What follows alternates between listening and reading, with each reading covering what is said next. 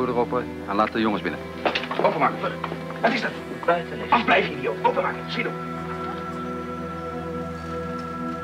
Onder de noos van het kantoor van de Sicherheidsdienst bevrijden verzetsmeesken van de Friese knopploeg 51 politieke vezenen uit de klauwen van de nazi's. Zonder geweld te broeken. Iedereen doet veilig onder. En er volgen geen represailles. De oerval waart daarmee een van de grootste successen uit de geschiedenis van het verzet. Deze romrofte actie van 8 december 1944 is voor altijd opslaan in het onthoud van de vezenis.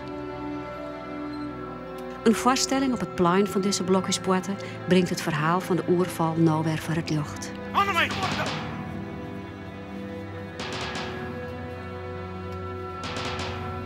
Maar hoe stiet het met het onthoud van de meesken? Welke rol speelt de oerval in haar leven?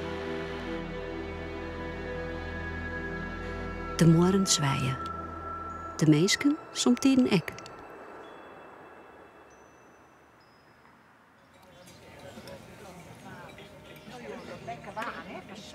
Ja, wat er even mooi was. Heel mooi was. Wij hadden al leuren, denk ik. Ja. Ja, ik nodig je nu om mee te komen. Naar binnen toe, naar de cellenvleugel. Dan kom je hem echt in de gevangenis.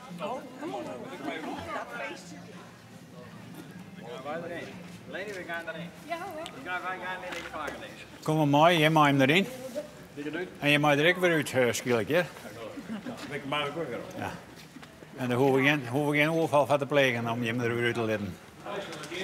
De cel dat wij zitten, wij, dat wil zeggen, mijn heid, mijn broer en ik, nou die cel. Hier hebben wij ingevangen zitten, in deze cel. Een vrij tjustere cel. Het is eigenlijk het tjusterste van de hele afdeling, want die moorden staan heel dichtbij. En hier hebben wij ongeveer 3 weken hebben wij hierin zitten. Het ben 1 persoon cel hier, maar in een oorlog wie de gevangen is helemaal vol.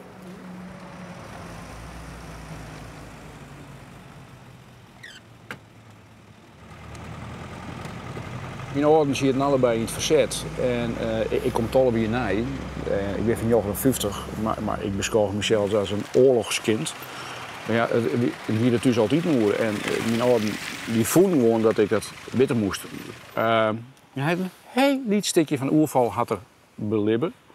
Hij vertelde altijd dat hij op een bepaald tijdstip altijd bij de Oosterbrug staan was. De elektrische brug zat nog altijd aan de zijde. En mij op 2 fietstossen. En hij wist helemaal net waarom. Ja, het gebeurde al vaker, wie een actie en zal het daar staan. En nou ja, maar wacht je wat er gebeurde. En nu schofte alle handvuurwapens, dus pistolen en revolvers, kwamen in de fietstossen en wegwezen. Nou, zij trok de Wiebrande Eestritte is er rijden. En je heel wij zie je toen weer dan squallen en die hier de Duitsers vorderen. Voor een kazerne, een lazaret. En hij is ongeveer bij de koepeltjerken en toen ging het alarm. En toen donderen al die Duitsers er in hals over kop uit, want toen werd het alarm van dat de oerval west had. Dus hier hij misschien een 30 seconden later west, dan hier ik hier nou denk net in die jeep zitten. Want ja, een fietstas vol met pistool en dan een club Duitsers om je heen, dat is een slecht teken. Deze oorlogsverhalen moeten verteld worden. Ik vertel dat ik voor een groot deel uit heel groot respect voor degenen die het ons bevrijd hebben. Deze mensen hebben hun leven inzet om ons te bevrijden. Ze wisten dat het hun leven kosten kon. Dat is wel mooi te worden om daarover te vertellen. De film uit 1962 over de oerval wie een groot succes, maar hier een drege oren. De man van de knokploeg woon perforce net als helden portretteerd worden. Bert Haanstra zou de film eerst maatje, maar zijn script werd afgeweest, omdat hij er een romance in schreun hier. Dat lui zag kwart na de oorlog te gevoelig. Lou de Jong en Paul Rota bleven dichter bij de feiten. Een overval? Dat weet ik niet, maar dat zul je wel zien. Moet je niet naar binnen, een kopje koffie drinken? Nee joh, ik heb geen tijd meer, ik moet er weer vandoor. Is de baas? Ah, goed, alleen heeft hij voor niets en niemand meer tijd. Die is alleen maar bezig met zijn plan. Is dat de fijnste vent die je kent, hè? Nou en op. Nou. Nou, Wies? Zolang er nog mensen leven die de verhalen rechtstreeks van hun ouderen kennen, maak je wel beziekje om er zo dicht mogelijk bij te blijven. En natuurlijk haast altijd een stuk theatrale interpretatie, daar kan je net omheen. Maar ik vind wel dat we daar heel zuiver mee omgaan moeten. En dat doen we dus ook. Familieleden opspoort, heel veel praat met familieleden. Die dus ik nog vertellen kon hoe wie die mensen. En met daar ronst al zijn dingen op dat ik die familieleden vragen hier en die ze eigenlijk nooit echt beantwoord krijgen.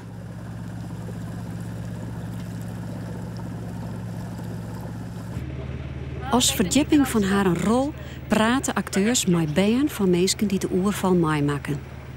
Martijn Schootstra is de zoon van Riens en Anneke Schootstra-Reinalda.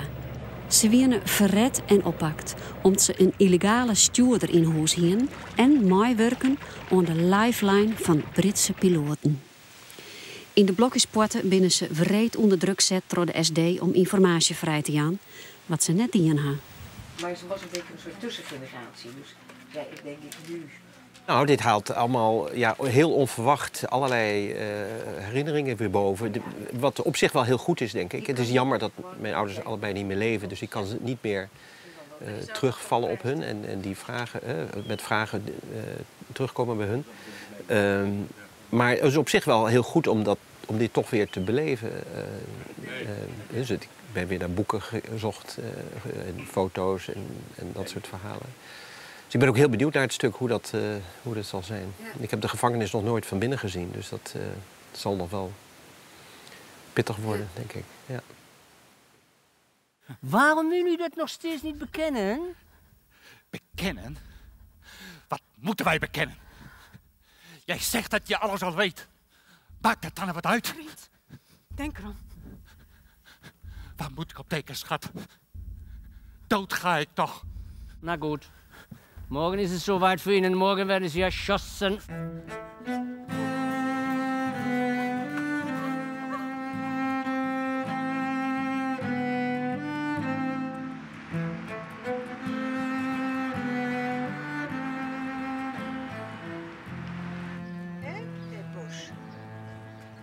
Dat is al een paar jaar geleden dat ze mij vregen.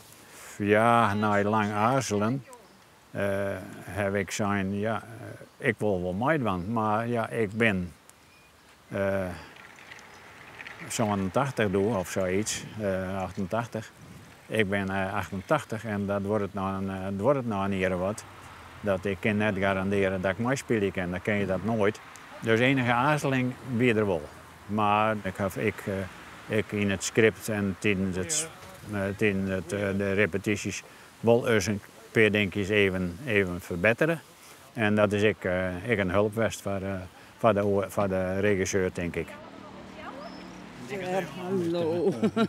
Mooi zien? Best, prima. Ja? Ja. Mooi. Ja, ik zal het goed. straks even over die maskers hebben. Als ze helemaal aan het eind. Praten we en er dan even ze over. al. Ja, klaar. Door. Ja. Ja, ik vleer er net bij op, ja? Wat juster.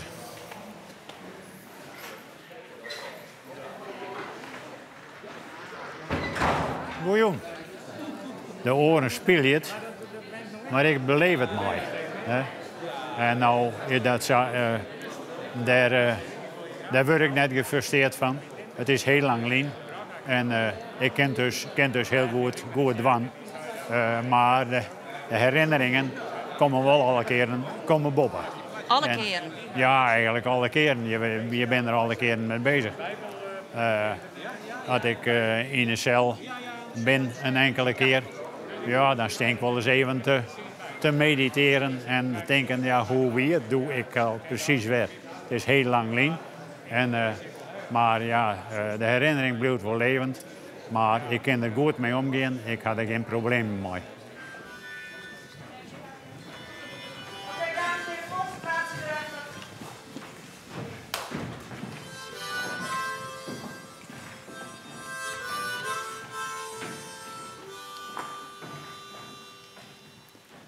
Hier sta ik dan. Een mensenleven verder dan die bange dagen van december 1944. Ik was 21 jaar. Sorry, verkeerd. Op deze plek zat ik tezamen met mijn vader en mijn broer gevangen. Kijk, daar zitten we. Samen in één cel. Houd.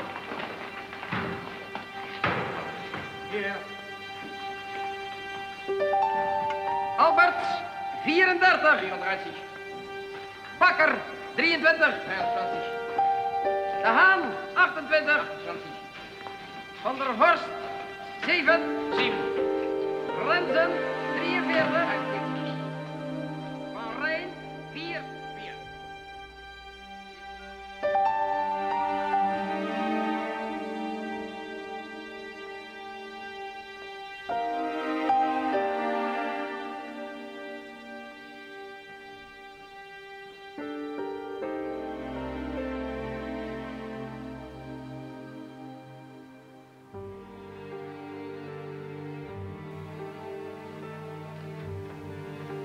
Wat is er aan de hand, Joop? Ze gaan er 7 neerschieten. Represaille voor die aanslag van gisteren. Morgen.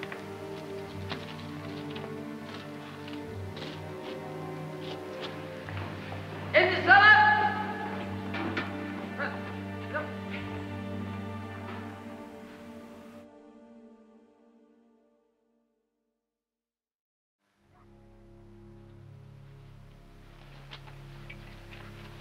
Wanneer?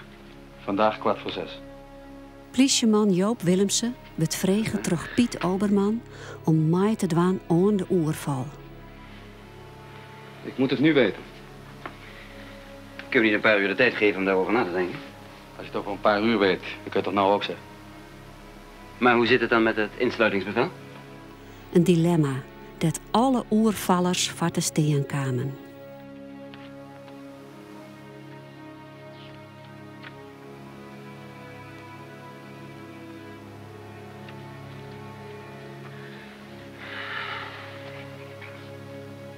Stel dat ze mij herkennen. Bij die poort. Wat dan?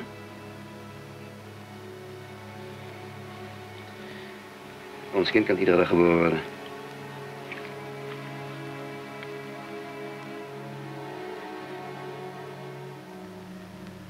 Goed, ik doe het.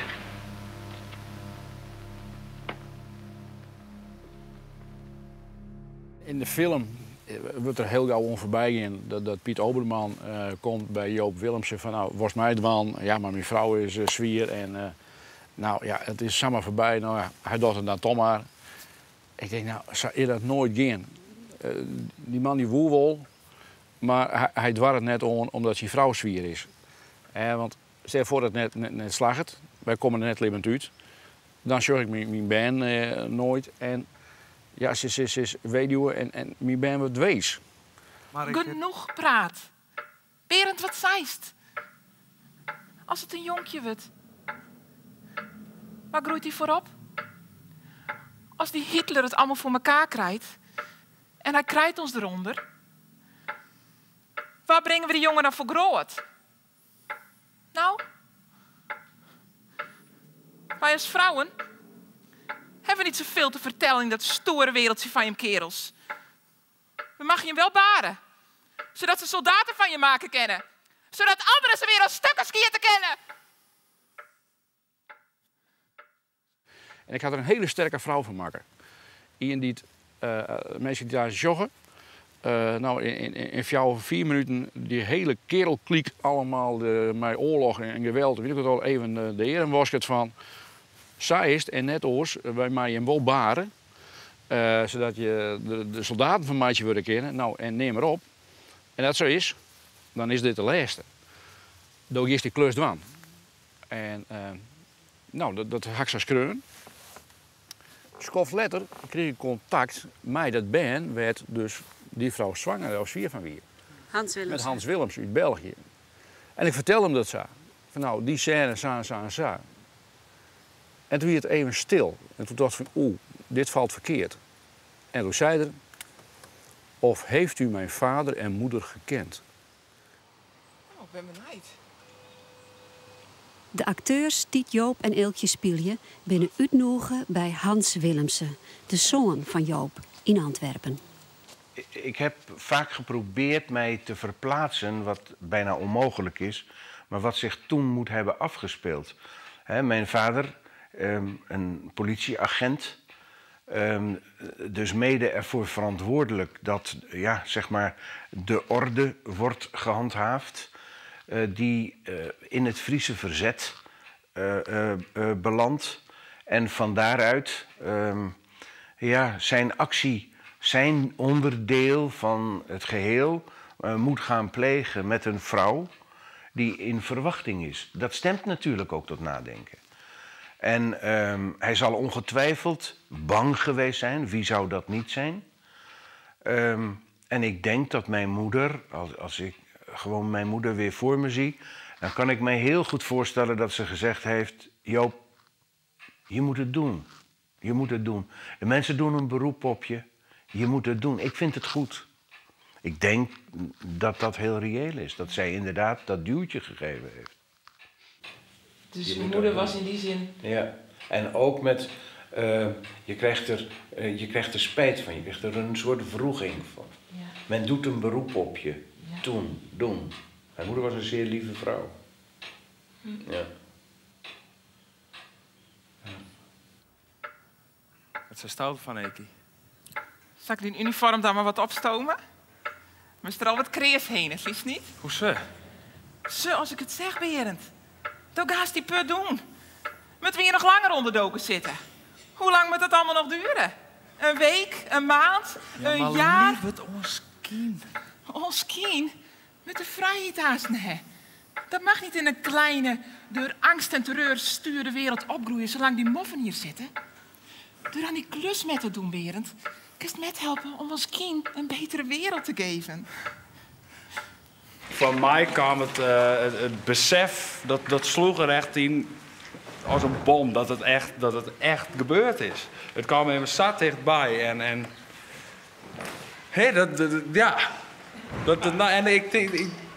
heel bijzonder, machtig bijzonder, vond ik. Ja, nee, het was heel mooi om te praten en om dan te beseffen van toch die verzetstaat, toch wat dus al je bad is hier, libbet hij. Toch wat er gebeurd is in onze pleet, omdat mijn oerpaken onderdoeken zongen haar, is hij geboren, zeg maar. Soms zijn er toevallen in het leven wat je gewoon niet begrijpt. Dan moet iets zo zijn. Ik ben heel lang op zoek geweest naar het onderduikadres van mijn ouders. Ik wist dat dat in de omgeving van Franeker was. Ik wist ook dat dat in de buurtschap of het dorpje Tjum was. Maar ik ben er nooit in geslaagd om de plek te vinden waar zij, ik denk echt in een soort doodsangst geleefd hebben. Wij hebben een speelster die rol speelt van Eelkje Willemsen. Zonder te weten dat zij de oerpakensister is van de man die de ouders van meneer Willemsen onderdoekt hier in zijn huis. Het is echt ongelooflijk. Dan denk ik, hoe kan dit? Ik wist wel ergens in mijn achterhoofd dat het een eelkje wie iets mooi een die het onderdoekt zitten had in het John. Ja. En toen had ik het nooit vregen aan mijn paken en die zei ja, dat is inderdaad die zwangere vrouw.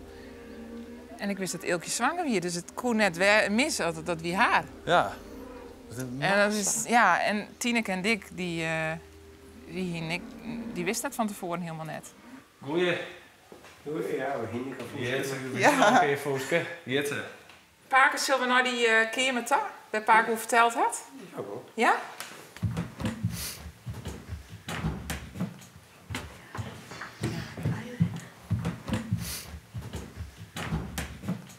Oké.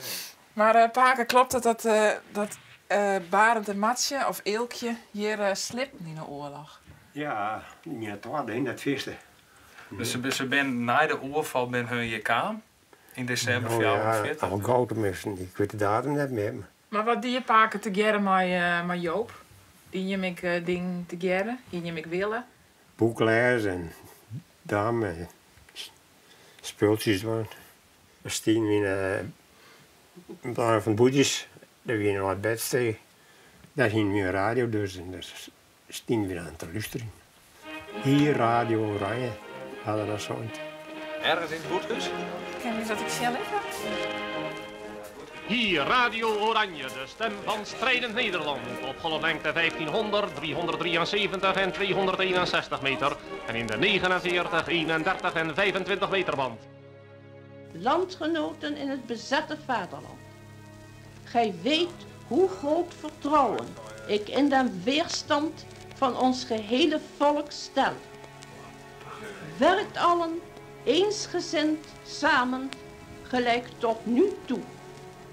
Steunt elkander en blijft elkander helpen. Uw grote ontberingen zijn ons bekend. Ja, mijn ouders hebben eigenlijk nooit veel willen vertellen over die periode. En, wat op zich begrijpelijk is, denk ik. En pas later, bij stukjes en beetjes, het is een puzzelstukje, zeg maar, die steeds meer vorm heeft gekregen. Maar ik weet uiteindelijk niet heel veel. Maar het is eigenlijk nooit gelukt om mijn ouders aan het praten te krijgen, omdat ze dat toch niet prettig vonden. Dat was heel duidelijk. Dus als mijn vader op een onderwerp raakte en we zeiden, dan stopte het gesprek. Want ze zeiden, ja, als ik doorga, dan slaap ik niet meer. En dat hoef je maar een paar keer te proberen en dan ga je het niet nog een keer proberen natuurlijk. Dus mijn vader pas over zijn 80ste begon hij wel eens wat los te laten. Maar eigenlijk, en daarvoor heeft hij nooit iets gezegd. Dus mijn moeder liet nog wel eens wat los, die wilde wel eens wat delen. Die zei van, er zijn bepaalde dingen die jullie moeten weten. Maar mijn vader die sprak nergens over. Echt onmogelijk. Ja. Heeft u het idee dat het een goede keus geweest is, in ieder geval van uw vader, om daar niet over te spreken? Dat is moeilijk te zeggen. Ik denk het, hij wilde ons ook niet daarmee belasten. Dus ik snap dat wel een beetje. Ja. Ja. En hoe doet u dat met uw eigen kinderen? Ik vertel daar ook niks over. Nee. Tenminste, ze weten wel een aantal dingen dat mijn ouders in de gevangenis hebben gezeten. Maar de details laat ik wel achterwege. Dat is ook niet echt nodig.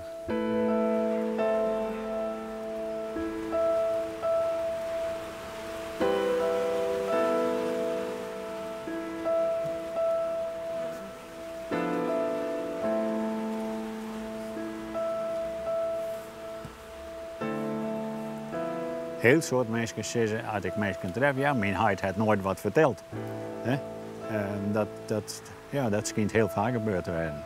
Ja. Als ik dus mijn huid had nooit wat verteld, dan zeg ik ze ermee, ja, ik kan het me wel begrijpen, maar eigenlijk is het heel jammer. Waarom water toen kwart naar de tijd naartoe sprutsen? Nou, dat weet ik eigenlijk net. In het vaste plek denk ik, omdat vlak na de oorlog er wel andere dingen winnen om te dwang. Ja, dan moet het leven weer opgebouwd worden. En somtijden is er nog een orenreden voor oud-verzetsmensen om te zwijgen.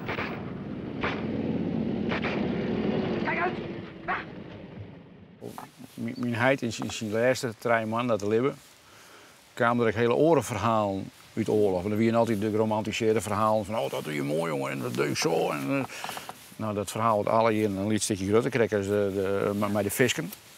Maar dan kwam er één verhaal, en dat hij er nooit verteld. Hij moest mij zijn vaste maat een paar Duitsers opbrengen naar Burgumta.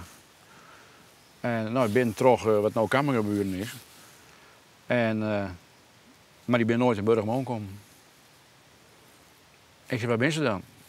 Ja, Solaire zijn we goed plak. Dat was het enige wat hij mij vertelde. Ik zei, waar dan? Ze hebben een goed plak. Klaar. Hij had er nooit over gepraat. Nou, en hij is in 1 september is hij verstoren.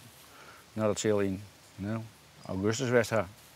Dat Rien dat verhaal vertelde. En misschien die 2 soldaten met een hele goede jongens wist. Misschien moesten die ook. En woonden die eigenlijk heel nog net. Maar op dat stuit hier is het verkeerde pak, jongen. Maar het is wel, hè, daar hast het ik voor diezelfde. Ik invult wat er gebeurt. Hij had net letterlijk zijn wat er die had. Nee.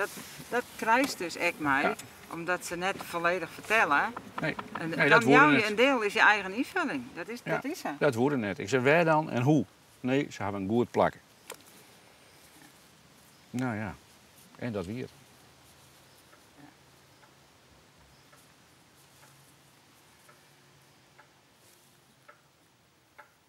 Of deze actie nou al als net slacht, uw familie zijn nijteam zullen er in Linkte vandaag nog onsprutsen worden. En soms tijden zal dat regen wezen. Denk je dat? Ja, ik ken het in de toekomst zien, maar het kan samen zo wezen dat in de eigen van de gewone mensen deze oorval u staan een soort van helden maakt. Wat wij net binnen. En dat zal Austrië jullie op is ben en die hadden net om vregen. Wij helden? Ja. Nou ja, het volk zit wat nu voor riemenkoor. Het volk wil altijd een held hebben. Zullen we naar de skiertnis? Ik kan wel een richtje opnemen, maar of het altijd de beste was, heb ik eerst in twijfel zo hebben. Ja, het is misschien wel een heldendaad, maar net toch 1 of 2 of 3 mensen. Maar een hele ploeg. En ja, dan is het misschien wel een heldendaad, maar net ieder voor zich, want het kan alleen maar met elkaar. Ja, van mij en van de meeste bevrijden ben het natuurlijk wel helden. Maar dat hoef je ze net te nemen, dat is daar net beslist niet zakelijk. Maar voor uw gevoel ben ze dat wel, ze hebben hun leven jong, ze wisten dat het misging kon. En dan kost het ze al een het leven.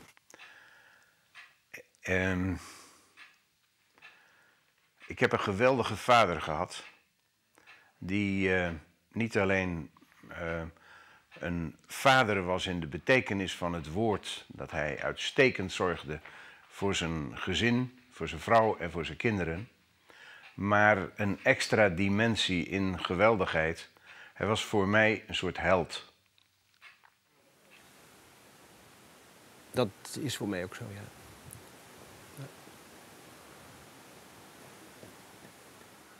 Ondanks dat ze dat zelf niet zo wilden. Ja. Ja.